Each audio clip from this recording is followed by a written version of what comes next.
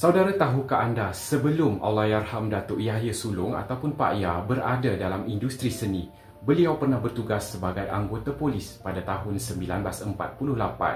Pada tahun 2009, beliau telah dianugerahkan gelaran Datuk oleh Kerajaan Negeri Perlis tetapi ditentang oleh isteri beliau kerana menganggap anugerah dan gelaran tersebut tidak sesuai dengan kehidupan mereka pada ketika itu.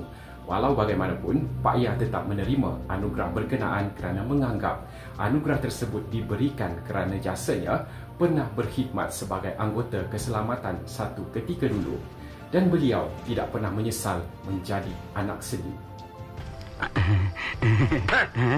Berapa? Semua? $1. Cakap betul. 30 sen. Cepat sikit.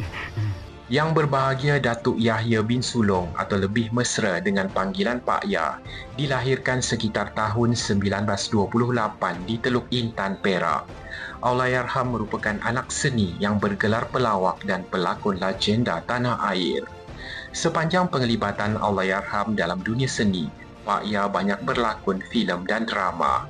Di antara filem lakonan beliau ialah filem Abu Nawas 1961, Putus Sudah Kasih Sayang 1971, Gila-Gila 1978, Panglima Badul 1979 dan Dadidu 1981.